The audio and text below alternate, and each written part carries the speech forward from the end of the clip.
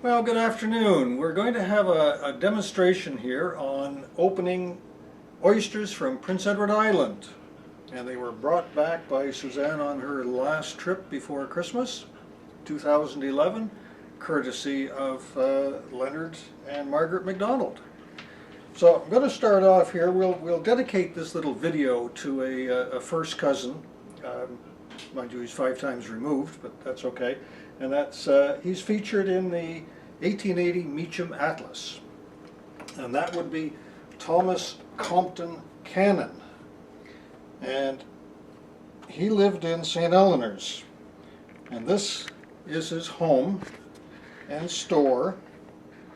And on the right side of this frame you'll see oysters, and he was a dealer in flour, meal, and oysters.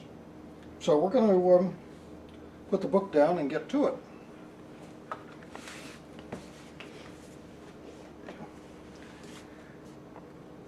Very important safety glove here. And normally I would have a cloth, but I guess it's down in the laundry room, so we'll just use a paper towel for now. And this is a typical oyster. And actually there's a little baby one hitching a ride on the back, but it must have got scared away and ran out the back door because he's not in.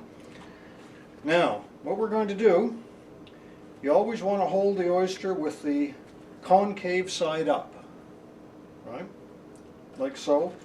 And you're going to open at the hinge. Now, if you zoom in here, you should see a little opening right where my finger is. And that's where we're going to pry the oyster open.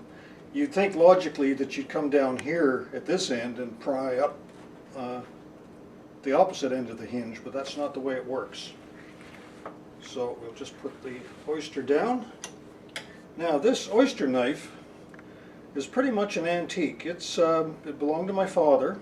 I'm not sure if it belonged to his father before that, but my best guess is that it's at least 70 years old. And goes back to when they used to have oysters in New Brunswick. So we'll put the knife right in there, and we're just going to go in and just slightly tease it, just like a starfish opens, except we're going to do it a lot quicker than a starfish. And we're just going to go, well, some of them open a little quicker than that. You can't hurry these things. Okay, I see he's giving up. There we go. Now, once he just gets a little opened, take the glove off. And then what I'm going to do, because oysters have 2 muscles going from the body to each of the 2 halves of the shell. And what we're going to do is just ease the half shell up. Take the oyster knife down, and we're going to sever the muscle that's attached to this upper half until it just comes free. Now, here we have one live oyster.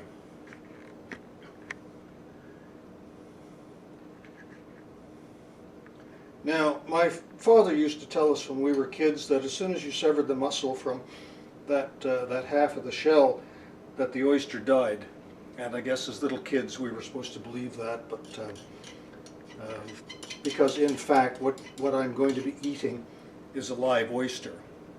So what I'm going to do, we don't want to waste any of these nice juices, so I'm going to just, and before I go any further, we all know proper etiquette at the table that one should not slurp their soup or eat with their mouth open or any of these other terrible habits.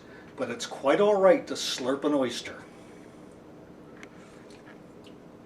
So that's the excess of the nice salty juices. We'll sever the muscle from the bottom. So this is now free. Are we ready for this one? Try not to be too concerned about the little screams from the oyster, that is.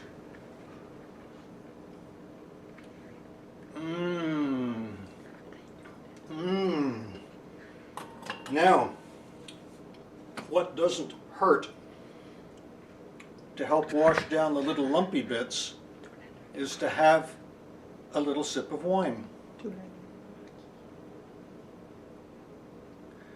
And Happy New Year, 2012. Thank you, Leonard. Thank you, Margaret. Oh, do you want to try another one? We're going to try another one. I don't know if this is going to be a bust or not, but this is a huge oyster. I haven't seen one this large before, so let's have a look inside and just see if there's anything there. And I just can't imagine, if there is, how big it's going to be. This knife may not be strong enough to do it. I may have to go get a crowbar. I don't want to break the knife. No, I'm going to need something stronger than this, so we'll just let that one go for now. There we are.